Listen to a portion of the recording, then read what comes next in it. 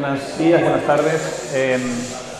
La de ayer la di sentado, pero dar una charla sobre populismo sentado es una contradicción en los términos. Hay que darla de pie, con micrófono en mano, gesticulando y vociferando mucho.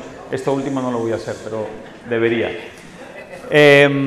Bueno, Eduardo me ha robado el 80% de mi charla, o sea que voy a tener que, en fin, buscar maneras de decir lo mismo sin que parezca, sin que nadie se dé cuenta que estoy diciendo exactamente lo mismo, por supuesto.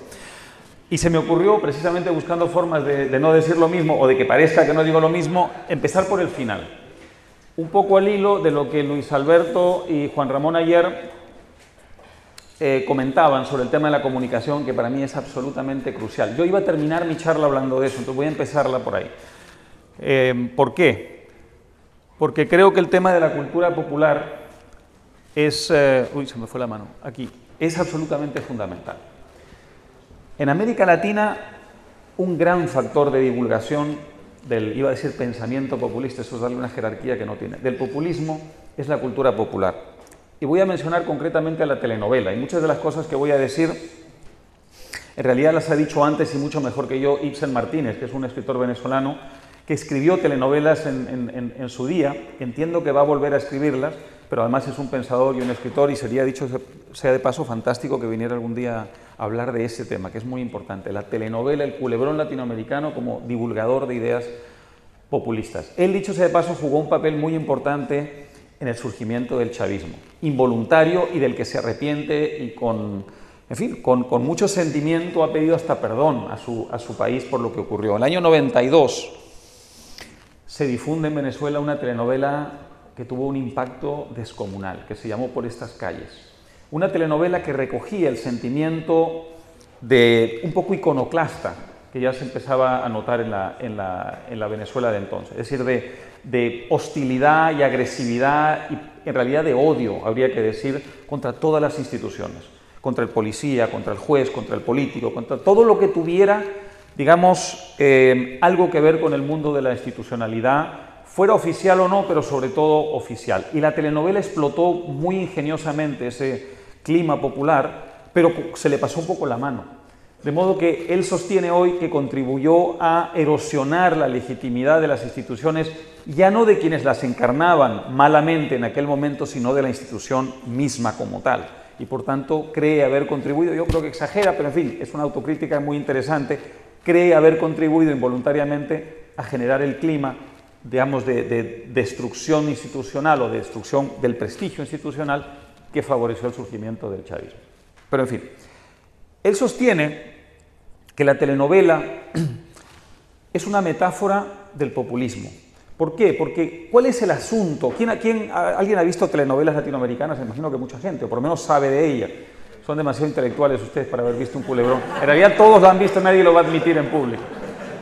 Pero bueno, el tema esencial de la telenovela latinoamericana es cómo salir de la pobreza sin crear riqueza.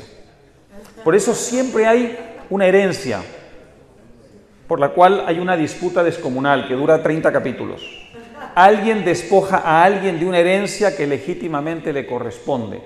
Alguien le está birlando a alguien lo único que hay que repartir, porque no hay nada más que se pueda repartir, porque no hay nada más que se vaya a crear. Y la segunda forma, digamos, que adopta la redistribución de la riqueza y que tiene que ver con la movilidad social, el ascenso social, es el matrimonio interclasista. Siempre hay una empleada doméstica que se va a casar con el niñito bien, que tiene mucho dinero, y gracias a ese casamiento se va a producir un ascenso social que en el fondo encierra un mensaje subliminal de justicia social. Como el niñito bien es hijo del privilegio y la empleada doméstica de un despojo, pues la única forma que hay de justicia social es que el niñito bien de algún modo redima a la empleada doméstica haciendo el acto, digamos, más grande de todos, que es casarse con ella. Entonces estos dos asuntos, estos dos temas recorren todas las telenovelas latinoamericanas con un éxito descomunal. Yo recuerdo haber aterrizado en Pekín y ver en todos los monitores, en todos los televisores del aeropuerto hace ya varios años, Los ricos también lloran, que es una de las telenovelas más famosas de América Latina. En Turquía han tenido éxito, bueno, en España no se diga nada, tan es así que entonces España empezó a producir culebrones y telenovelas de inspiración latinoamericana y luego les cambió un poco el libreto. Así que, pero a esto, ¿por qué traigo esto a colación? No solo porque es un vehículo de propagación del populismo latinoamericano, sino porque ha sido uno de nuestros grandes descuidos como liberales. Yo estoy a la espera, angustiada, de que surja la gran telenovela liberal latinoamericana. El día que a alguien se le ocurra un libreto ingenioso, con una historia liberal, de superación, de emprendimiento, en fin, todo lo que ya sabemos, y que la sepa enmarcar dentro de una historia convincente, que tenga muchas lágrimas y que tenga muchas sonrisas y que tenga mensajes muy sencillos y que utilice un poco los códigos de la telenovela, pero de esta forma estoy seguro que empezaremos a revolucionar completamente el clima de ideas y el relato latinoamericano. El segundo vehículo de propagación importantísimo ha sido la canción de protesta. ¿Por qué diablos no hay una canción de protesta liberal? ¿Por qué no hay una Mercedes Sosa liberal, un Víctor Jara liberal, un Silvio Rodríguez liberal, un Pablo Milanés liberal? ¿Por qué? No hay ninguna razón para ello. El mensaje liberal es un mensaje infinitamente más revolucionario que el mensaje populista, y no solo eso, sino que alguna vez lo fue. Es una de las cosas que voy a hablar un poco más adelante. Es decir, el populismo le arrebató al liberalismo algo que fue liberal a lo largo de más de un siglo, casi siglo y medio, que fue la protesta, que fue la insurgencia contra el orden establecido. Bueno, el populismo, yo sostengo que a partir de los años 30, en realidad es una fecha un poquito arbitraria, puede haber sido un poco antes, un poco después, le arrebata al liberalismo esa, digamos, actitud de insurgencia contra lo establecido. Y la canción de protesta nace unos 20 años después, 25 años después, 30 años después de esa actitud. No hay ninguna razón para que el liberalismo no pueda tener una canción de protesta. El fútbol. Por último, ¿por qué no puede haber un Maradona populista? Porque si lo hubiera, es decir, no populista, porque si lo hubiera se llamaría Messi. La diferencia es que Maradona se forma en Argentina y Messi se forma en la Masía. La Masía, yo soy del Barcelona, dicho sea de paso, no sé cuántos hay de aquí, supongo que no muchos, y muy crítico del nacionalismo, o sea, la cuadratura del círculo. En cualquier caso, en la Masía, aunque hoy el discurso barcelonista es un discurso que pretende convertir a la Masía en un formador de nacionalistas, en realidad es una institución profundamente liberal. ¿Qué tipo de fútbol se juega allí o qué aprenden los chicos allí? Valores absolutamente universales. Es un fútbol un poco brasileño, un poco holandés, un poco español. Es un mundo absolutamente cosmopolita, no hay fronteras de ningún tipo desde el punto de vista nacionalista. Es una fusión extraordinaria de la que surge el genio creativo y surge un Messi que tiene una actitud ante la vida que es cualquier cosa menos populista.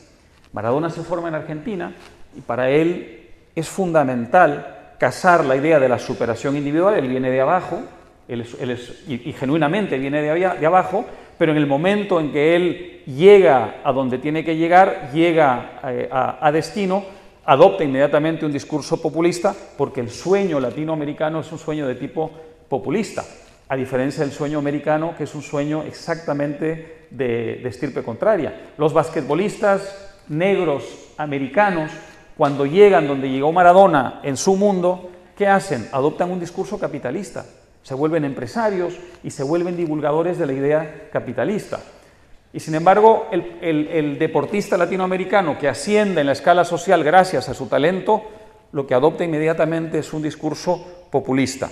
¿Por qué? Porque esa es la formación que ha recibido y porque esa es la relación que existe entre el mundo del éxito y el relato. El establishment obliga a quien llega a él a adoptar un discurso de tipo populista. Y yo creo que también sería muy importante, por eso creo que es tan importante que Messi logre un título mundial antes de jubilarse con Argentina. Porque el momento en que eso ocurra, él va a convertirse en un gran... Martín Krause, por supuesto, levanta los brazos. Yo tengo la esperanza de que la revolución liberal latinoamericana empiece el día en que Messi reemplace a Maradona como gran símbolo, digamos, semi-nacionalista, porque en el fondo no será nacionalista, pero ellos creerán que sí, argentino. Entonces, será muy fascinante ver esa mutación de los valores argentinos a través de las actitudes, los gestos, el lenguaje, el verbal y también el corporal de Messi, tan radicalmente distinto del de Maradona. Así que tenemos que conspirar todos universalmente para que Argentina gane el próximo Mundial, porque no creo que a Messi le quede más de uno. Así que esta es un poco la idea hacia la cual iba a ir mi charla, pero bueno, he empezado por ahí. En otras palabras, telenovelas, canción de protesta y fútbol, fundamental para revolucionar América Latina. Entonces voy al comienzo. Y aquí sí, un poco lo que ha dicho ya Eduardo. No hay una definición, hay 1.000.000 de definiciones y todas tienen algo de cierto o no. Es decir, están ahí para que ustedes hagan de ellas lo que quieran. La de Ed Shields, que era un profesor de Chicago importante, formado en la Wharton, pero él enseñó en Chicago, pone el énfasis en la idea del resentimiento popular. Yo creo que no se agota allí la definición, pero el resentimiento popular evidentemente es un elemento fundamental del discurso populista. Carlos Sabino, un libro fantástico sobre el que enseña la Marroquín, un libro fantástico sobre el populismo, se lo recomiendo a todo el mundo, pone mucho énfasis en la idea de la imprecisión ideológica. En el momento en que el populismo se vuelve preciso desde el punto de vista ideológico, pasa a ser otra cosa, por ejemplo comunismo o por ejemplo fascismo. El populismo no puede ser demasiado preciso. Yo creo que eso es una idea muy interesante también. Mencken, no sé quién ha leído aquí a H.L. Mencken, si no lo han hecho tienen que hacerlo, quizá el más grande periodista libertario de la historia americana, norteamericana, estadounidense del siglo XX.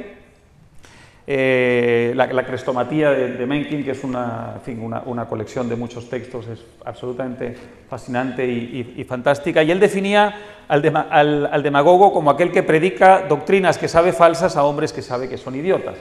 Hay un poco de, si me lo permite Eduardo, que pensaba que no son idiotas, pero en fin, es una definición que habla un poco, digamos, de la trampa que hay detrás de todo esto. Tú me estás contando una mentira y yo quiero creerme la mentira, ¿no es cierto? Hay una complicidad entre el líder populista y el pueblo populista en función de una trampa que ambos saben que lo es, pero necesitan creer que no lo es, ¿no? Entonces también añadiría. Y yo hice yo mismo hice en un pequeño texto sobre el populismo una definición mucho más aburrida.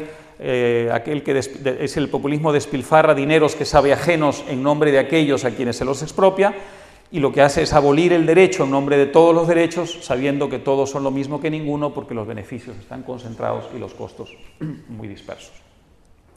Luego, pues nada, iba a ser una pequeña enumeración. Ha habido populismos enfatizando la idea de que caben en todo tipo de circunstancias, de países, de tiempos históricos. Ha habido populismos de toda índole, esto Eduardo lo explicó ya muy bien. Hay el famoso de Rusia, por ejemplo, de los Narodniks, un grupo intelectual que encabezó una propuesta de tipo populista muy centrada en el mundo rural, en el mundo agrario, pero en una visión, por supuesto, muy romántica de ese mundo. Luego la del siglo XIX en Estados Unidos, el primer país en crear un partido populista, literalmente populista, que se llamaba así, ¿no? El People's Party, que tenía mucho que ver con las cooperativas rurales que desconfían del mundo de las finanzas y de la banca, y entonces esto se convierte en un vehículo, digamos, de propagación ideológica y política que deriva en la creación de un partido que tiene una agenda sumamente, populista. Canadá produjo un partido populista en los años 30, ya en el siglo XX, el que se llamaba Social Credit. Qué interesante nombre, crédito social. No voy a entrar en eso en detalle porque me extendería mucho, pero es como un tema para explorar, ¿no? Crédito social, esto es interesante. América Latina ha producido muchos, pero ¿por qué traigo esto a colación? Porque a diferencia de lo que pasó en Rusia o en Estados Unidos, en Rusia mundo rural, Estados Unidos cooperativas agrarias, en América Latina tiene esencialmente que ver con el mundo urbano. Aun cuando el discurso populista adopta también un ángulo indigenista muy importante porque necesita casar ambos mundos, sociedades donde, por lo menos en aquel entonces, todavía el mundo rural representaba un porcentaje grande de la población, hoy es menos. Entonces necesitó adecuar un poco el discurso populista para incorporar al mundo del campo, pero fue básicamente un fenómeno urbano marginal, y es muy importante porque esto contrasta con lo que pasó en los otros países. Y en Europa pues ha habido distintos momentos, ¿no? Obviamente el periodo de entreguerras es un gran periodo populista europeo, donde hay un poco de todo. Hay resentimiento social, debilitamiento de las instituciones, hay por supuesto el resentimiento de los perdedores en la guerra y sobre todo las reparaciones, yo creo que abusivas y sobre todo políticamente muy poco inteligentes, impuestas por los ganadores. Pero en fin, con eso lo que voy es a que ese es otro contexto muy distinto de los anteriores y también allí surgió el populismo. De modo que es un enemigo muy complicado de combatir, porque qué fácil sería si todos los populismos remitieran a un solo tipo de contexto. Eso podría darnos armas mucho más eficaces para combatirlo. Bueno, es mucho más complicado. Es como Selig, ¿recuerdan la película de Woody Allen, el personaje que se convierte en todo aquel que es su interlocutor? Bueno, el populismo le pasa un poco eso, y tiene una capacidad tiene una morfología cambiante y adaptable que hace de él un anguila difícil de atrapar con las manos, ¿no? Los orígenes, voy rápidamente, hay muchos orígenes distintos que uno podría identificar. A mí me gusta mucho insistir, ayer hablé un poquito de esto, los alemanes, la filosofía alemana tiene mucho que ver con esto. Obviamente hay la conexión posterior con el nazismo, pero no solo con el nazismo. En la filosofía alemana hay unas corrientes muy importantes de fines del 18 y comienzos del 19, y que tienen que ver sobre todo con el idealismo y el romanticismo. En el caso y básicamente las dos grandes figuras, aunque hay muchísimas más, en el idealismo Fichte y en el romanticismo Herder. En el caso del idealismo no voy a entrar en detalle porque todo esto es muy complicado y además no tiene tanto que ver, pero sí hay que retener una idea, es decir, es una reacción contra el exceso de razón, es obviamente una reacción contra el materialismo, por eso se llama idealismo, y es algo que en Fichte va lentamente derivando hacia la exaltación de la patria. Y esto va a pasar a ser muy importante, y luego será muy importante en la versión latinoamericana del populismo. Pero la conexión entre el idealismo filosófico alemán de fines del 18 y luego incluso hasta comienzos del 19, y la idea de la patria, de un hogar físico, que además va a pasar a ser un hogar mítico, es muy importante. Y en el romanticismo es más o menos parecido, en el caso de Herder, pero él va incluso más allá. Por supuesto dice, el ser humano no es solo razón, hay un lado importante que no es la razón, el ser humano engloba todas esas cosas. La patria común tiene unas fuerzas creativas, un espíritu creativo, del cual es expresión la cultura de ese pueblo, su poesía, su música, su forma de organizarse, y así va creando una cierta mística de nación, que tiene por supuesto una connotación sobre todo étnica muy importante, y que luego para el surgimiento del nazismo y de otras ideologías, digamos, en fin, de estirpe populista, aunque el nazismo yo creo que no es solo populista, hay otras cosas más, juega un papel también muy importante, y lo va a jugar también en otras latitudes y en América Latina en particular. Y luego, bueno, ya hablé un poco de esto en el caso del People's Party, pero a lo que iría aquí es que en sus orígenes no hay solamente, digamos, un partido, unos líderes, hay un clima, y hay un clima que incluso la literatura lo empieza a recoger, y es muy interesante lo del Mago de Oz. Todos ustedes conocen el Mago de Oz seguramente. Es un mensaje muy populista, que recogía un poco el espíritu de la época y la idea de las cooperativas agrarias enfrentadas contra este mundo abusivo de las finanzas y de la banca, etcétera, etcétera, ¿no? De modo que esto tuvo una influencia tan grande que no solo creó el partido, es decir, terminó derivando en el People's Party, un partido populista, sino que sobrevivió a la muerte del Partido Populista. El Partido Populista en realidad muere porque el Partido Demócrata le roba sus banderas. Esa es la realidad. A finales del siglo XIX, pero persiste un poco ese clima de ideas y el Partido Demócrata, a lo largo de lo que se llama la era progresista, es decir, las primeras décadas del siglo, ya el siglo XX, recoge parte de ese, no solo de ese espíritu, sino también de esa agenda, de esa plataforma ideológica de tipo populista, ¿no? Así que todo eso yo creo que tiene que ver con el mundo de los orígenes populistas, ¿no? Los rasgos, pues aquí ya Eduardo también dijo mucho, así que esto lo voy a hacer muy rápidamente. Distintas personas hablan de distintos, o enfatizan distintos elementos, aunque creo que todos estamos de acuerdo en algunas cosas esenciales. En el caso del sociólogo británico, Worsley, que en fin, reflexionó sobre esto, él hace mucho énfasis en la idea de lo indígena y de lo natural, y yo creo que es importante porque en el caso latinoamericano va a haber allí un elemento clave. Habla mucho del tema del conflicto exterior, ¿no? Que es un poco la idea, digamos, de que el imperialismo pasa a reproducir la lucha de clases, una idea marxista y leninista, la idea de que la lucha de clases es interna, pero luego pasa a ser internacional, etcétera, etcétera. Y luego habla de una cosa importante: hay un partido que es dominante y ese partido pasa a reproducir la sociedad. No tanto el Estado, sino el partido primero, y luego evidentemente cuando el partido llega al poder lo encarna. Pero el peronismo argentino no necesita ser Estado para dominar la cultura del país. El peronismo la sigue dominando cuando es oposición como cuando es Estado, ¿no? De modo que esta idea creo que es bastante válida, ¿no? En el caso de Walsh, que también era británico, un economista que reflexionó sobre este tema, él añade algunos elementos. El elemento moralista fundamental en la versión más reciente y contemporánea. Ellos construyen una moral, que esto le da mucha fuerza al relato populista. Yo creo que es aquí donde tenemos una gran ventaja como liberales. Nosotros tenemos un discurso profundamente moral y no sabemos utilizarlo. Que yo creo que deberíamos, pero ellos han construido una moral muy eficaz y igual se enfatiza esto. El tema del estilo y la apariencia, hay una teatralidad muy eficaz en el mundo y que Chávez probablemente, después de Fidel Castro, es el que mejor la ha interpretado.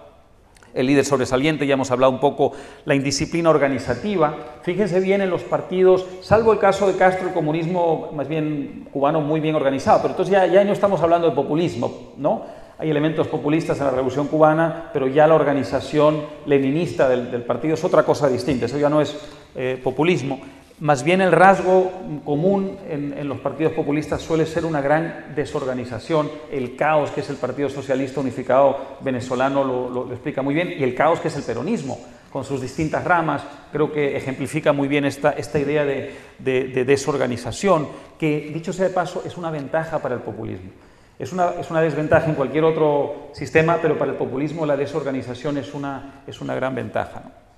Violencia, conciencia clasista, pero conciliatoria. Esto es un tema que Eduardo también, no necesariamente los pobres, también puede ser la clase media, y si tú estás en un escenario donde hay pobres y clase media, como pasa ahora en América Latina, estoy seguro que vamos a empezar a ver un populismo latinoamericano mucho más dirigido a la clase media que a los pobres, y este será el próximo populismo latinoamericano, porque son clasistas, pero hasta cierto punto solamente, son populistas sobre todo. Violencia esporádica, en fin, etcétera, etcétera, una clientela de limitada prosperidad, aunque también habrá oligarcas que se vuelvan populistas porque se adaptarán a las circunstancias, o el populismo generará una oligarquía como la boliburguesía venezolana, y entonces habrá que adaptar un poco el lenguaje para que sea posible andar en Rolls Royce por la calle y ser populista. En fin, buscarán la manera de justificar esto porque en el relato cabe todo. Intervencionismo estatal, pues más bien urbano, etcétera, etcétera, ¿no es cierto? Y esto es muy interesante lo que dice Walsh, porque miren, lo dice hace mucho tiempo, y bueno, no hace tanto, pero en fin, hace algún tiempo, y sin embargo es una característica que empieza a ser más notoria hoy. ¿Qué es esta idea? Estoy a favor de la religión porque me sirve como instrumento de captación de la población, pero en contra de las autoridades religiosas a las que considero enemigas. Es exactamente lo que ha pasado en Cuba y exactamente lo que ha pasado en Venezuela. La Revolución Cubana fue profundamente anticatólica y obviamente fue atea, y además muy activamente atea desde el punto de vista discursivo, pero en un momento dado se produce una modificación. Siguen persiguiendo a la iglesia organizada, siguen enfrentándose a la jerarquía, y sin embargo empiezan a adoptar no solamente un discurso semirreligioso, que ya lo tenían, el discurso comunista es un discurso que tiene mucho de religión laica, sino que empiezan muy concretamente a hablar de espiritualidad, y ahora han acabado yendo a visitar al Papa y adoptando un discurso que es prácticamente católico, y sentó las bases de esto, por supuesto, como es evidente, la teología de la liberación en su momento, pero al mismo tiempo mucha desconfianza a la jerarquía religiosa. Pasa lo mismo en Venezuela. Los primeros años del chavismo son profundamente antirreligiosos, y los últimos años han sido más bien de cooptación del discurso religioso y de persecución a la jerarquía religiosa. Y yo mismo, pues, en fin, hice un pequeño cóctel alguna vez de elementos, repito muchas de las cosas, el caudillismo voluntarista, pero en este caso no solo el caudillo, sino el voluntarismo, que es muy importante, yo creo, porque es la idea de que la voluntad lo puede todo. Es una idea que tiene mucho de espiritual y religiosa, pero sobre todo es muy importante porque refleja el papel de las instituciones en el populismo. La voluntad como sucedánea de las instituciones, o incluso sucedánea en un primer momento y luego como forjadora de instituciones. Es decir, la voluntad que es Chávez a través de, ¿cómo se llama?, Aló Presidente, el programa que tenía, dando leyes, pidiendo dimisiones, haciendo justicia social, quitando aquí, poniendo allí, era el voluntarismo convertido en institución, sucedánea de las verdaderas instituciones. Sé que el voluntarismo es un elemento fundamental, la impugnación de la oligarquía, pero matizando que luego ellos generan su propia oligarquía, evidentemente, la redención del pueblo, el antiimperialismo, en fin, todo muy obvio, teleocrático, que esto, ayer hablábamos de Bertrand de Jouvenel, ¿no es cierto? Bueno, esta es una idea de Jouvenel, que es importante. Ellos no van a la captura de todos los medios de producción, y cuando van, pues ya pasó eso a otra etapa, una etapa, digamos, de socialismo puro y de comunismo. Ellos son teleocráticos, quieren ciertos objetivos, capturan algunas cosas y otras no, y van moviendo a la sociedad hacia el objetivo que ellos le trazan, por eso se llama teleocracia, ¿no es cierto?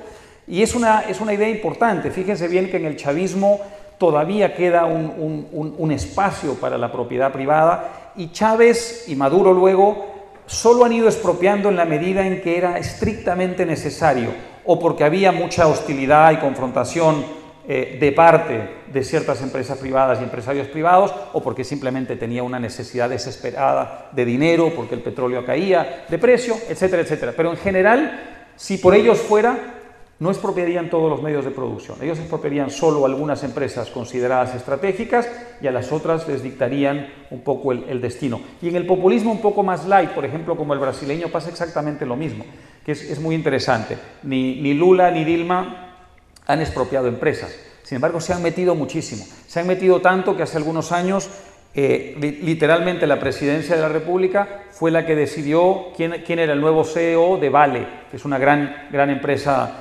minera brasileña, una de las más grandes del mundo, en minería diversificada. Es decir, pueden llegar a intervenir hasta el punto en que te cambien, digamos, a la persona clave de la empresa, pero no te la van a expropiar. Lo que quieren es que tú obedezcas. Lo que había hecho este caballero rebelde era que se había negado a utilizar necesitaba obviamente transportar minerales hacia China, y entonces tiene que tener barcos, y en lugar de encargarlos a astilleros brasileños, los había encargado a astilleros chinos. Entonces, como había violado una regla sacrosanta del nacionalismo brasileño, entonces la presidencia se vengó sacándolo de su puesto. Pero no le interesaba ser propietaria de la empresa, al Estado brasileño. Le interesaba que esa empresa estuviera al servicio de sus fines, ¿no?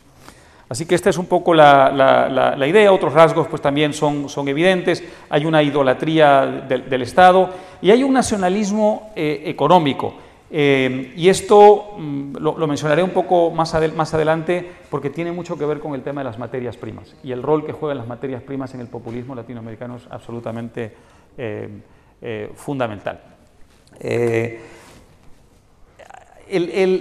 gran asunto, el gran tema del populismo es el relato. Pues si no hubiera un relato, el populismo, ocurrirían dos cosas. Primero, se desprestigiaría muy rápidamente, es decir, en el momento en que las consecuencias devastadoras del programa populista fueran evidentes para la gente, el programa perdería toda legitimidad social y no se volvería a repetir. Es decir, no ocurriría esto que ocurre en Latinoamérica, cada 20, 30 años surge un nuevo tipo de populismo. Si no hubiera un relato, eso no sería posible, porque la experiencia sería tan demoledora y tan devastadora que se transmitiría de generación en generación. Es decir, a lo mejor se repetiría 50 o 100 años después, cuando se hubiera perdido, digamos, la cadena de transmisión generacional, pero no ocurriría cada 15 o 20 años, porque es que cuando una familia vive una devastación absoluta, los hijos y los nietos y los bisnietos todavía lo saben bien porque ha habido una cadena de transmisión generacional. ¿Cómo se interrumpe esa cadena de transmisión generacional? Por la potencia enorme del relato. Y esto es muy importante tener en cuenta en todas partes, pero yo creo que muy especialmente en América Latina. El relato tiene muchos componentes, pero en fin, como no hay mucho tiempo, no quiero explayarme demasiado, pero hay dos que son fundamentales y los liberales hemos fallado ahí. Uno es la utopía y otro el mito. Y a mí me gusta pensar que el populismo lo que hace con ambas cosas es casar, vincular o unir el pasado con el futuro. La utopía es sobre todo futuro, el mundo perfecto que yo te ofrezco y yo te prometo. Y el mito es pasado. Nosotros ya fuimos perfectos. O tuvimos, digamos, un episodio histórico que nos dio vislumbres del mundo perfecto que podía ser nuestro, y alguien perversamente, malvadamente interrumpió esa posibilidad, y yo te la voy a devolver. Entonces, muy importante la relación entre pasado y futuro, pasado y futuro, pasado y futuro, es decir, mito y utopía. Ninguna de las dos cosas es latinoamericana ni indígena, es absolutamente europea. En el caso de la utopía es tan antigua, yo menciono ahí Hesíodo, podría mencionar más, pero el poeta Hesíodo, 7 siglos antes de Cristo, ya estaba propagando utopías y hablando de la utopía, una edad de oro pagana, ¿no es cierto? Bueno, la tradición judeocristiana no se diga nada, el paraíso que es una fantástica, independientemente que seas o no creyente, ¿no? Es una fantástica utopía. Y bueno, el Renacimiento, ayer hablé un poco de esto, Tomás Moro, Campanella, en el momento en que ocurre el descubrimiento de América y el encuentro de esos dos mundos, en Europa impera ya una idea utópica, y entonces eso es muy importante porque en el momento mismo en que se cree en la utopía aparece América. Entonces, claro, ahí está el mundo perfecto, ahí está el mundo incontaminado. Entonces se refuerza mucho la idea de la utopía, pero no se queda ahí. Luego hay un utopismo europeo del siglo XIX, también lo mencioné ayer, que tiene mucho que ver ya con el socialismo, digamos premarxista y utópico, y ahí están pues Owen, Saint-Simon, Fourier, todos ellos. Luego también hay un ángulo más bien anarquista, y luego el propio Marx, y Comte es un poco el puente entre las dos Américas. Augusto Comte, el sociólogo, el creador, en fin, algunos piensan que es el padre de la sociología, porque esta idea científica del progreso prende en América. En Europa ya todo el mundo se olvida, toda esta gente pierde prestigio, y sin embargo en América Latina lo adquiere muchísimo, ¿no? Entonces, la idea utópica es una idea profundamente europea, es decir, que es absurdo que nosotros desde el punto de vista del nacionalismo latinoamericano defendamos la utopía que es de origen europeo. Y en el caso del mito, pues pasa exactamente lo mismo. El mito lo inventan los europeos, el mito sobre las Américas, ¿no? Lo inventan los europeos, básicamente los cronistas de India. Las crónicas de India son fantástica literatura, no son historia, son literatura. ¿Y qué cosa es? Bueno, es eso, es la mitificación de aquello que han encontrado. Entonces es una idea muy poderosa, porque han encontrado un mundo como el que podría ser Europa si no se hubiera contaminado, ¿no? Y por supuesto, Rousseau, y en esto comparto tu en fin, cariño por el amigo Rousseau, por supuesto, la idea del buen salvaje. Dicho sea de paso, les recomiendo un libro absolutamente fantástico de un liberal que ya no está con nosotros desde hace algunos años, porque fue un venezolano muy importante, Carlos Rangel, Del buen salvaje al buen revolucionario. Uno de los mejores libros que se han escrito desde el punto de vista liberal sobre América Latina. Y lo tituló así precisamente por el mito del buen salvaje. Entonces, mito, buen salvaje, utopía, el mundo perfecto, fundamental para el discurso y el relato de tipo populista. Entonces, aquí vuelvo a la idea alemana, por eso traje a colación la idea del Volk alemán y el Volksgeist alemán como uno de los antecedentes remotos, pero yo creo que no tan remotos, del populismo en general y latinoamericano en particular. La idea del Heartland, que no tiene una traducción, o no le he encontrado yo al menos una traducción perfecta, pero me gusta hablar de la tierra hogar, porque tiene este doble sentido, ¿no es cierto? La idea de la tierra física y la idea del hogar como espacio de comunión y espacio, más bien, si quieren ustedes, casi espiritual. Y esto va a ser muy importante. ¿Por qué? En el relato populista.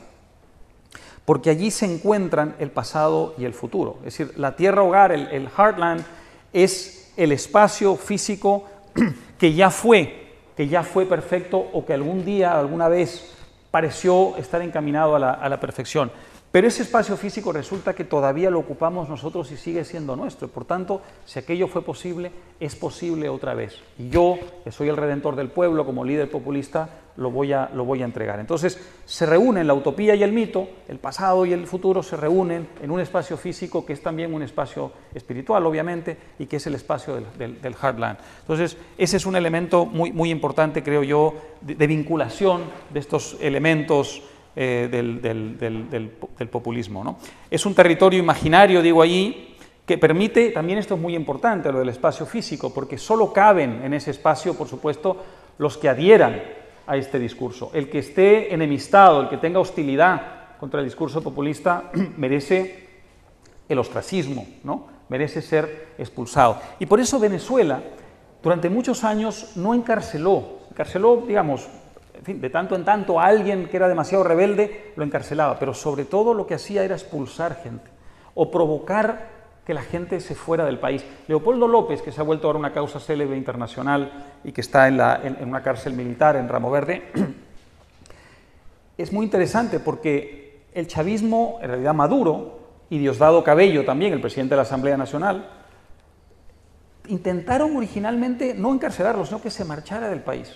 Le mandaron mensajes, le mandaron amenazas, hicieron todo lo posible para tratar de convencerlo de que abandonara ese espacio físico y espiritual del populismo. Luego ya no hubo más remedio que encarcelarlo, pero ellos son conscientes de encarcelar dentro de tu heartland a alguien que es antipopulista, puede ser un foco de irradiación de ideas antipopulistas. Mejor es que se vaya, y no me importa lo que diga fuera del país, porque yo necesito el control total del espacio que es el heartland.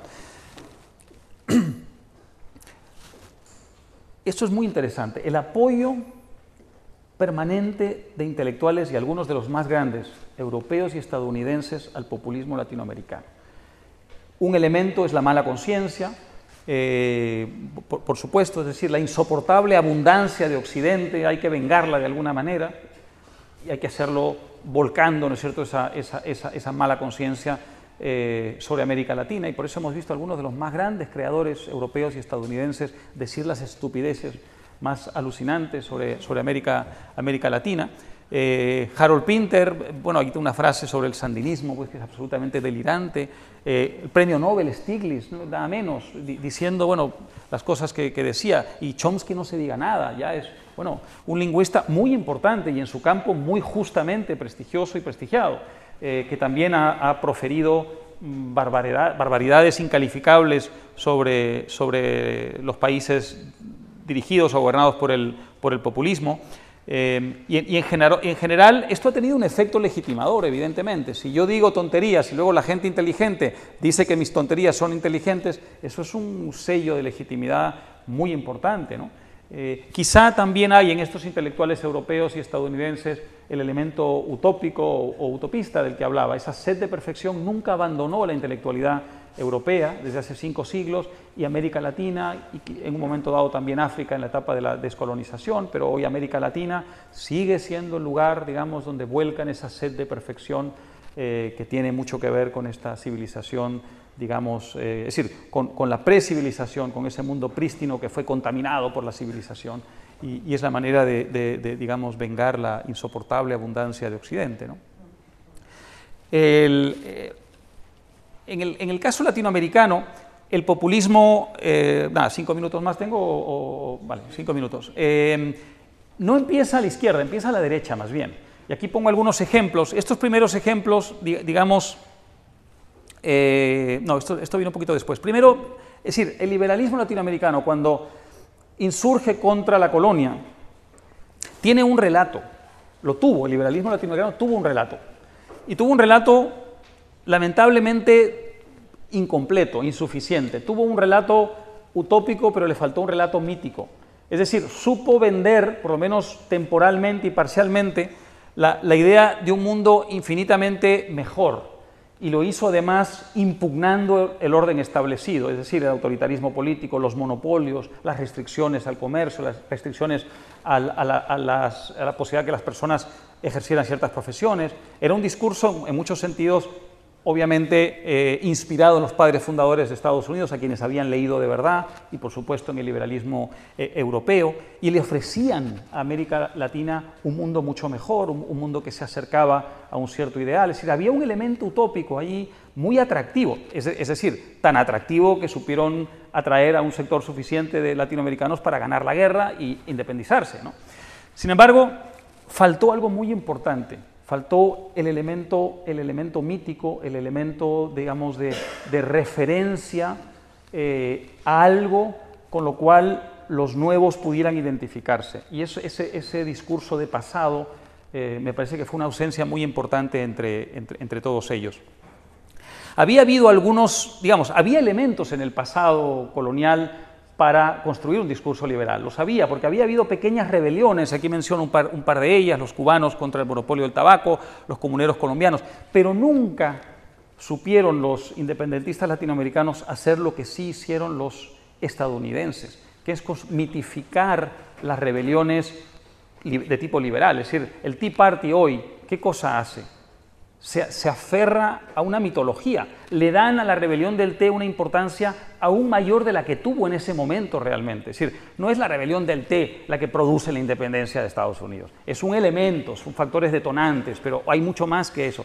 Sin embargo, han sabido construir los liberales estadounidenses una mitología simbólica y utilizar simbolismos que tienen una potencia extraordinaria desde el punto de vista del relato. Esto no supieron hacer los independentistas latinoamericanos y creo que es una enorme en fin, ausencia, ¿no?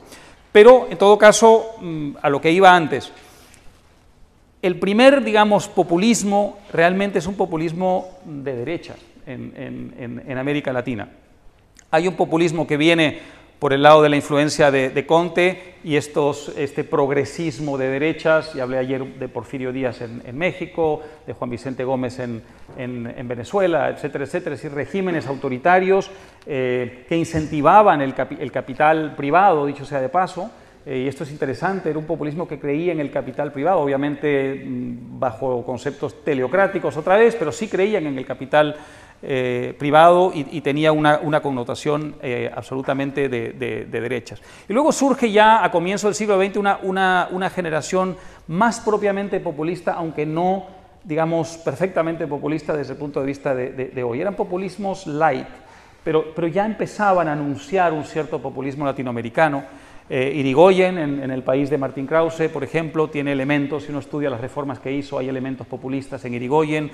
Valle y Ordóñez, que gobernó también a comienzos del siglo XX en Uruguay un par de veces, Billinghurst muy brevemente en Perú, y por supuesto ya después de una manera mucho más clara, como explicó Eduardo muy bien, Getúlio Vargas y Perón, ambos más bien de derechas. El peronismo hoy tiene un discurso de izquierda, pero el Perón semifascista de los años 40 es un Perón básicamente de derecha, y como tú contaste, pues se vino a exiliar aquí, ¿no es cierto?, bajo el régimen franquista, ¿no?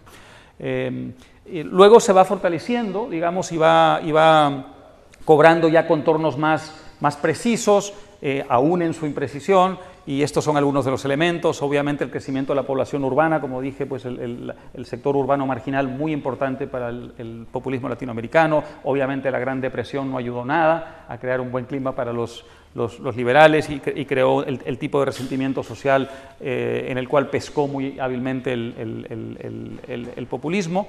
Y ese populismo, digamos, lo que para mí es tan frustrante es que es un populismo que arrebata al liberalismo lo que fueron sus banderas tradicionales del siglo XIX. En un momento dado, los populistas latinoamericanos son los que insurgen contra el fraude electoral, a favor de la participación de todos, a favor del ascenso social, en contra de ciertas instituciones que habían monopolizado la propiedad básicamente de forma abusiva. Todo eso fue el gran discurso liberal del siglo XIX. El siglo XIX en América Latina es básicamente liberales contra conservadores. Y son liberales que están proponiendo básicamente un discurso muy duro contra el orden establecido, por ejemplo, el dominio de la Iglesia sobre la propiedad, por ejemplo, el hecho de que la propiedad estuviera en algunos países concentrada solo en el 1% de la población, por razones que no tenían nada que ver con el mercado, simplemente con lo que había sido una acumulación abusiva en base al despojo. Bueno, los liberales insurgen contra eso y hablan de la necesidad de que la propiedad esté abierta a todo el mundo y hablan de todo eso, pero cuando surge el populismo ya a comienzos del siglo XX, que en cierta forma es heredero de esa tradición liberal, roba algunas banderas al liberalismo y luego, por supuesto, deforma todo ese legado y toda esa tradición, añadiéndole todos los otros elementos de los que hemos hablado. Y entonces el liberalismo se queda como paralizado y se queda excluido de la cancha, porque entonces en ese momento, así como el XIX había sido básicamente el siglo de liberales contra conservadores, ya pasa a ser el de conservadores o derechas contra populistas, a pesar de que el populismo, como digo, en América Latina originalmente es de derechas. Entonces, el liberalismo vive una situación de lo más absurda, ¿no? Se queda sin relato, se queda sin espacio, se queda sin banderas y ve que básicamente el populismo y la derecha conservadora pasan a copar todo el ámbito, y a lo largo del siglo XX eso es lo que ocurre, con pequeños intersticios por ahí de liberalismo cuando se produce una gran crisis, que ese es otro tema sobre el que algún día habría que hablar, cómo y por qué surge la oportunidad de una reforma liberal. Yo creo que la crisis tiene que ver mucho con eso, cuando el sistema hace crisis profunda, ¿no? Así que, y luego, bueno, pues hay otros elementos importantes que pasan y con esto ya terminaré porque me estoy extendiendo demasiado. Mencioné el nacionalismo económico, es muy importante en la versión latinoamericana del populismo la idea del nacionalismo económico y la idea del proteccionismo. ¿Cuál es La idea se llamaba en realidad una idea más bien desarrollista o dependiente, la teoría de la dependencia, también era otro nombre. Hay unos injustos términos de intercambio, nosotros enviamos materias primas baratas, nos envían manufacturas caras, esos términos injustos nos mantienen en la pobreza, ellos monopolizan el capital no viene para acá, monopolizan la tecnología no viene para acá, por tanto nos mantienen en la pobreza. Este discurso, frente al cual ellos lo que proponen es una receta esencialmente proteccionista, pasa a ser muy importante en el populismo latinoamericano y pasa a ser una variante importante en el populismo universal, ¿no? Así que, bueno, eso también es otro elemento. Las materias primas, pues nada, es evidente que si la tierra hogar es el espacio natural del populismo y el lugar de encuentro entre el mito y la utopía, pues es fundamental como recurso económico para hacer todo eso, para llenar todo eso de sustancia, la materia prima, por supuesto. Y alrededor de la materia prima también hay una mitología muy poderosa en el relato latinoamericano. Ya sabemos lo que hacen con las materias primas los regímenes populistas. Se calcula en $1 billón más o menos lo que ha generado, hay cifras incluso un poco superiores, el petróleo venezolano para el fisco venezolano, y es un fisco absolutamente quebrado. Es decir, el déficit fiscal es descomunal, la deuda es inmanejable y además han tenido que imprimir y hay casi una hiperinflación hoy en día, a pesar del $1 billón. Billón, no billion en inglés, sino billón en español. $1 trillion dirían en inglés. Bueno, pues sin embargo todavía la potencia del relato es de tal naturaleza que todavía se piensa en las materias primas en términos populistas en un sector de los venezolanos. Y pasó un poco lo mismo en Argentina. Martín tendrá mejores cifras seguramente, pero también se calcula más o menos en $1 billón lo que generó la venta de commodities, en ese caso commodities agrarios, y bueno, el desbarajuste fiscal que se ha vivido en Argentina, todos lo conocemos, y sin embargo la potencia del relato todavía mantiene un sector de argentinos convencidos de que esa es la forma de utilizar la materia prima, porque no es un concepto económico, es un concepto más bien de tipo mítico y utópico, ¿no? Hoy en día vivimos en fin, ya se ha acabado este boom de los últimos años y yo no estoy tan seguro, porque hay gente que dice, bueno, ahora sí, se viene abajo el relato populista latinoamericano. Yo no estoy tan seguro. Vamos a ver cómo responde el relato populista a lo que ha pasado primero, y segundo, hay otro problema, y es que los países que no son populistas y que tienen más bien una tendencia liberal en América Latina también están sufriendo las consecuencias del fin del boom, porque también dependen mucho de las materias primas. De modo que no será difícil, aunque evidentemente el nivel de crisis es infinitamente menos agudo que el que están padeciendo los regímenes populistas, no será difícil para el relato populista apuntar a lo que pasa en los países vecinos de tendencia liberal y decir, miren la crisis que están viviendo ahí. Así, entonces se volverá simplemente un debate entre tú estás peor y tú estás peor, ¿no? En fin, no es que quiera ser pesimista, pero supongo que el relato va a ir un poco por ahí. Así que nada, y con esto iba a terminar. ¿Cómo combatimos esto? Bueno, pues tenemos que arrebatarles la telenovela, la canción de protesta y el fútbol. Eso es todo.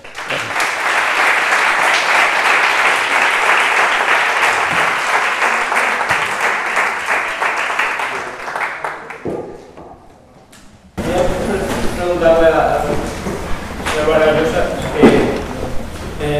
Realmente no veo la unión entre nacionalismo y populismo, por lo menos en lo que yo conozco el populismo y concretamente ahí. No sé si estoy equivocado, pero no veo la unidad. A ver si me lo podía explicar un poquito. Yo creo que hay una muy estrecha, es decir, no en todos los casos, no en todos los tiempos, pero hoy en la versión latinoamericana la hay.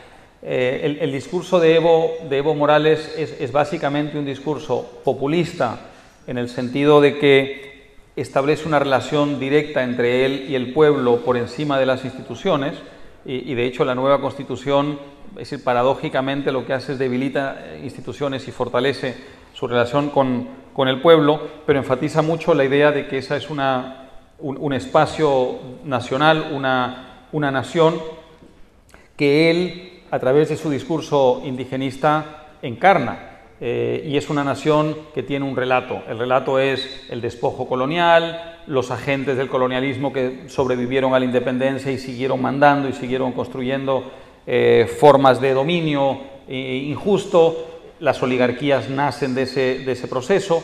¿Cuál es la principal acusación contra la oligarquía? Vendepatrias. Es fundamental decir, ni siquiera ricos, sino vendepatrias. Es la más importante acusación, que es una acusación de entraña profundamente nacionalista en el fondo, y luego vas construyendo un discurso de redención que es al mismo tiempo la redención del pueblo, pero también la redención del espacio nacional. Y por eso la Constitución, también Eduardo mencionó el tema de la Constitución boliviana, ¿no? Enfatiza muchísimo eso. En el caso venezolano es muy interesante porque el nacionalismo es un nacionalismo, por un lado venezolano, es el discurso de Chávez, había un discurso muy nacionalista venezolano, pero también nacionalista latinoamericano, aunque esto suene paradójico, lo era. Y por eso hablan de la patria grande, la patria grande, la patria grande. Es un discurso que remite a Bolívar. En el momento de la independencia pues se habla de una sola patria y él intenta que se reúnan todas estas repúblicas, que no hubiera repúblicas, digamos, separadas unas de otras, sino que un grupo de ellas fueran una sola república. Sin embargo, a pesar de que eso es un discurso más bien internacionalista, porque implica ya Venezuela y Colombia y Perú y Ecuador, etcétera, sin embargo es un discurso también nacionalista porque es ese espacio común enfrentados, ¿no es cierto?, a Estados Unidos y a Europa y al mundo occidental. Entonces, tiene también una entraña nacionalista. Y por último, la parte económica, el nacionalismo económico, es decir, tú eriges barreras, ¿para qué? Para defender lo tuyo. Pero el populismo lo que hace es, se apropia de un aspecto nacionalista para justificar, digamos, la captura de esos medios.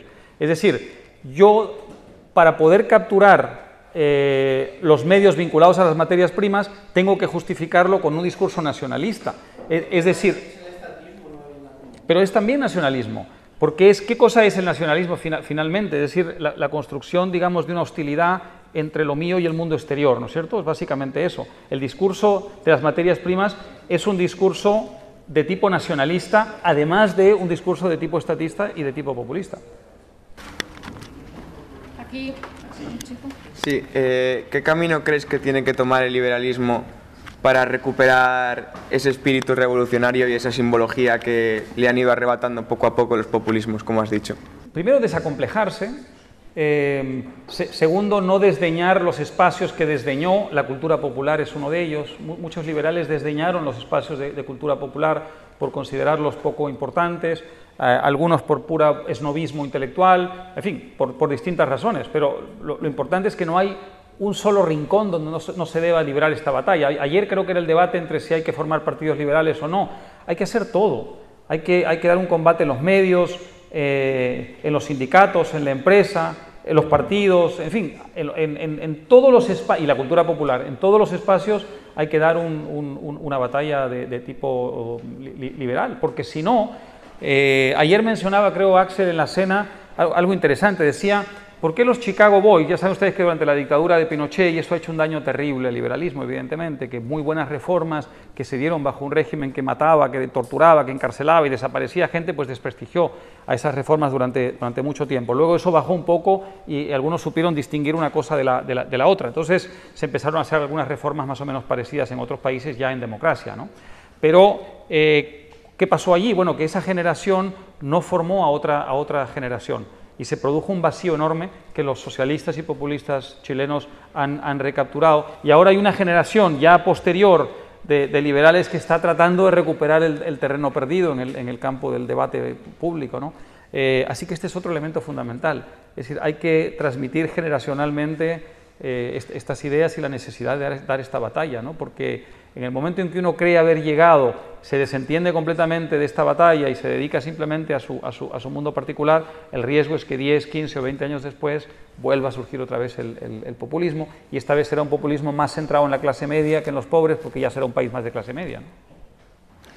A mí, profesor, me gustaría preguntarle, pues bueno, ya que con todo el background que tiene sobre este tema y el estudio que ha hecho sobre el populismo y tal, me gustaría preguntarle ¿qué opina de los últimos años de Álvaro Uribe, ¿no? Que es una persona muy bien vista, digamos, por el mundo liberal, flirteó desde su punto de vista con el populismo por el tema de la reelección, obviamente al final no tuvo éxito y la institucionalidad perduró, pero ¿cuál es, como especialista, que es su evaluación sobre el personaje, sobre el líder, verdad?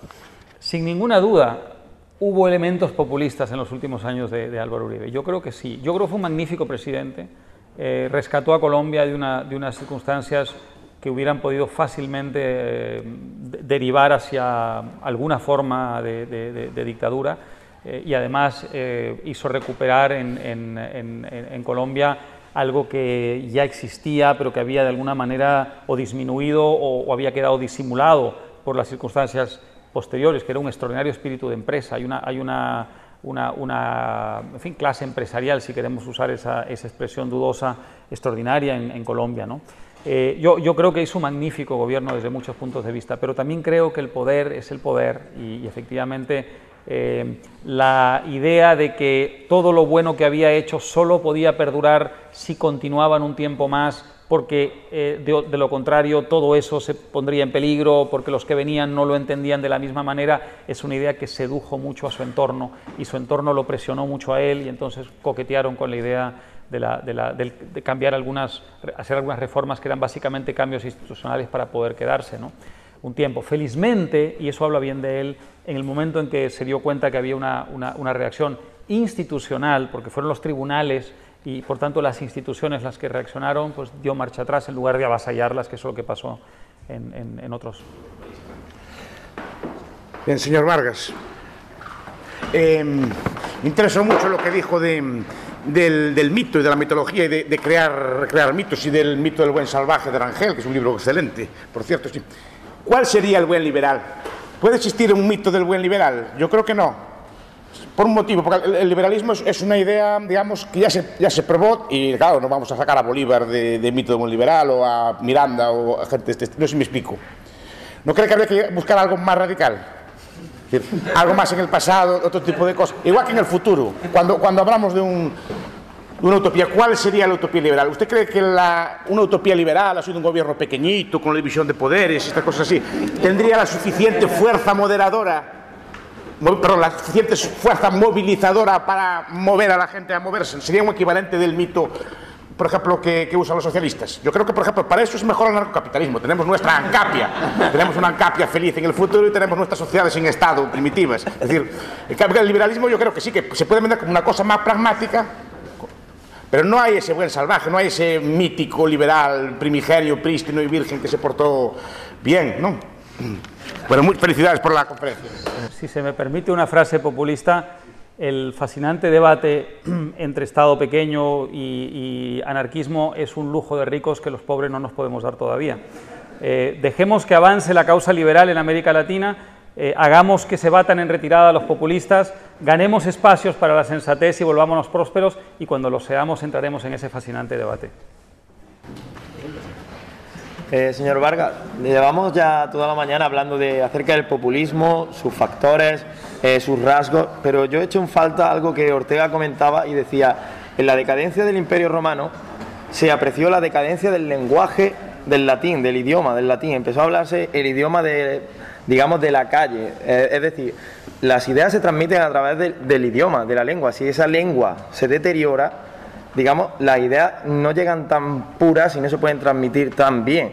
Cuando uno observa el populismo de todos los colores, de todos lados, lo que observo es que el vocabulario que emplean es muy estrecho, digamos. Y dentro de ese vocabulario, si una palabra tiene 4 acepciones, utilizan solo una.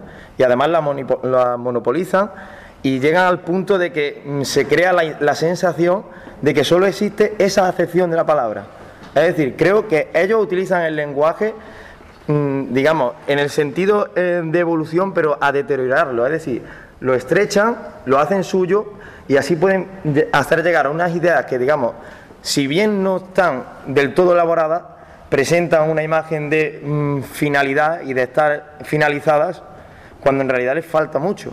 Pero lo han hecho reduciendo el lenguaje y creo que no hemos señalado ese punto y creo que subyace en todo lo que estamos hablando. Es decir, la música, al fin y al cabo, no es otra cosa que literatura cantada o poesía cantada. Es decir, estamos transmitiendo una idea. Cuando hablamos del fútbol, es decir, el fútbol es un lenguaje, estamos reduciendo todo a ideas más sencillas, y cuando las ideas son más sencillas y el lenguaje es más burdo, entre comillas, le llega a más gente, pero porque estamos deteriorando el lenguaje y haciendo que la herramienta principal de transmitir ideas quede totalmente deteriorada. Por lo tanto, digamos que ellos cobran ventaja.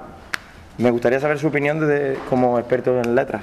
Bueno, antes que nada de la barbarización del latín vino el español y muchos otros idiomas, así que, en fin, no tuvo su parte mala, digamos. Yo creo que el problema que hay es este: si nos dedicamos a recuperar la riqueza del lenguaje, por el hecho de que los populistas lo han simplificado de un modo muy empobrecedor, vamos a perder muchísimo tiempo en la batalla importante que hay que dar. Entonces yo creo que hay que hacer las dos cosas: utilizar y emplear el lenguaje, digamos, rico que está a nuestra disposición en aquellas áreas en que eso sea posible, deseable y necesario, y demos también la batalla allí donde ellos lo han simplificado hasta volverlo casi un lenguaje puramente mecánico y además desprovisto de verdadero significado. Demos la batalla allí también, y una vez que ocupemos ese espacio, enriquezcámoslo. ¿Por qué no tenemos historietas liberales? ¿Por qué no tenemos cómics liberales? ¿Por qué no tenemos, digamos, por qué no usamos esos vehículos que son mucho más simplistas y que son, si quieres, mucho menos sofisticados, de una manera eficaz para ganar espacios? Es decir, no hay ninguna duda de que lo que dices es verdad, es lo que han hecho con el lenguaje. Es decir, lo que hacen con el lenguaje es, ellos es decir, proceden a desventrar el lenguaje, es decir, le quitan y desollarlo y destruirlo y quitarle absolutamente toda sustancia, y una vez que es una simple etiqueta, entonces ya luego la llenas del contenido que tú quieras, ¿no? Evidentemente han hecho eso, pero si nosotros dedicamos nuestra tarea primordialmente a digamos, desandar ese camino andado, nos va a dar aquí el siglo XXIV y no lo vamos a haber conseguido. Es decir, tenemos que entrar a dar la batalla en ese campo también, usando un lenguaje simple, sencillo, llegándole a la gente de un modo, bueno, como se decía ayer en la última mesa, ¿no? Bueno, ante todo, gracias por la conferencia, porque me ha gustado muchísimo. El tema de la comunicación y demás es la parte que más me interesa. Mi pregunta era bastante clara, pero primero quería hacer una reflexión. Yo creo que el tema del lenguaje ya lo estamos contrarrestando. Se nos acusa de neoliberales y nosotros ya estamos diciendo que lo que hay no es liberalismo, sino capitalismo de amiguetes, mercantilismo, y además la definición propia ya nos da la razón en que esto no es lo que defendemos. Entonces, yo veo muchas herramientas que podríamos utilizar y sumado a lo que decía usted del mito, que creo que es difícil que lo llevemos a cabo, y la utopía, que sí que creo que es más viable, se me ocurre, no sé si estará de acuerdo en que se debe hacer, eliminar la ideología. Es decir, dentro de los liberales siempre estamos con el constante debate de no, es que yo soy liberal, es que yo soy libertario, es que yo soy ANCAP, y al final todos remamos en la misma dirección. También se nos cataloga mucho de que somos de derechas. Yo esto no sé exactamente, probablemente tradicionalmente sí que se hace, pero a mí tampoco me gusta que se nos llame de derechas. Esto sumado a lo de una parte que creo que falta, que es identificar unos héroes. Creo que también sería posible hacerlo, quizá no a nivel político, porque los políticos que hemos tenido, pues de liberales han tenido poco, pero bueno, creo que se podría hacer. Y quería preguntarle si cree que esto sería posible y sería positivo, es decir, crear una comunicación del liberalismo del siglo XXI usando las herramientas del populismo, pero sin llegar a tener un régimen populista al final, sino simplemente utilizando la estrategia. Yo creo que en parte sí, es decir, hay ciertos elementos del populismo que tienen básicamente que ver con la apropiación de ciertos medios de comunicación, y medios no significa en este caso periódicos, televisiones, hablo vehículos, ¿no? Vehículos de distinto tipo que son perfectamente accesibles para los liberales y que los liberales no hemos sabido utilizar ni emplear. También creo que es posible construir una cierta mitología y construir una cierta utopía, y obviamente no hablo en un sentido literal porque, es decir, el liberalismo y la utopía no son lo mismo y no son compatibles, y pasa un poco lo mismo con la mitología, pero sí es perfectamente posible rescatar en la gran tradición liberal, y hay muchísimas zonas del mundo que tienen una gran tradición liberal, grandes momentos y episodios históricos, incluyendo héroes, que nosotros podríamos mitificar en cierta forma para convertir en parte de un relato muy atractivo, al mismo tiempo que podemos ofrecer una utopía, que no es realmente una utopía, pero me refiero a un mundo, digamos, que sea ilusionante en el sentido de que sea muy distinto de la realidad que vivimos y que el votante o simplemente el ciudadano y la ciudadana puedan ver como una aspiración posible que le llene un espacio espiritual. Es decir, el populismo ha logrado una cosa que es muy compleja de lograr y muy importante. Es que cuando el votante, o en algunos casos no votante, porque ya no hay ni elecciones libres, pero en fin, en general el votante va a votar por un líder populista, lo que está haciendo no es propiamente un acto electoral, está siendo un acto de tipo espiritual. ¿Y esto es por qué? Bueno, porque le han construido una ilusión. Y esa ilusión ya no tiene que ver con el mundo de la razón, tiene que ver con otro mundo. Y eso tiene una fuerza a la hora de ir a votar que hace de un votante populista un sacerdote de una causa, ¿no? De una causa religiosa. Entonces, no digo que hagamos exactamente lo mismo, pero yo digo que evidentemente tiene que haber formas mucho más ilusionantes de venderse a los votantes y de vender el discurso liberal de los que hemos utilizado. Hemos pecado, por ejemplo, de un cierto economicismo a la hora de hablar del liberalismo. Es inevitable, evidentemente, tocar temas económicos, porque finalmente es un poco la herramienta que nos va a dar la posibilidad de hacer con nuestras vidas lo que queramos hacer y esas otras cosas que no sean económicas. Pero, en cualquier caso, sí hay un riesgo, digamos, de que contrapongamos a un discurso que es cuasi religioso, un discurso que es puramente economicista. Es evidente que eso nos pone en una tremenda desventaja. Entonces tenemos que buscar formas, por eso digo, parecidas al discurso utópico del populismo, que puedan tener un efecto ilusionante. Y eso se puede hacer sin renunciar a los principios ni deformar el liberalismo. Yo no estoy proponiendo eso, ¿no? Estoy proponiendo, digamos, apropiarnos un poco de algunas de las armas que ellos han empleado. Es decir, para un solo ejemplo, la utilización de Bolívar por parte del chavismo, que es de una eficacia extraordinaria, y es un absurdo total. Es decir, Bolívar encarnaba la negación, sin llegar a ser propiamente un liberal. Hay elementos en Bolívar, yo escribí un ensayo sobre Bolívar una vez y lo estudié con cierto detalle. Hay muchos elementos liberales en Bolívar, hay otros que no lo son, pero ciertamente Bolívar no era un chavista, no tenía nada que ver con el chavismo. No ha habido un discurso liberal, digamos, de reivindicación del no populismo de la figura de Bolívar. Nadie lo ha hecho realmente. Y eso, por ejemplo, creo que es una ausencia tremenda. Es para poner un solo ejemplo. Es decir, ellos van y se apropian de una figura histórica y el liberalismo no es capaz de hacer lo mismo de signo contrario, ¿no? Muy bien. Muchas gracias. No sé si esto...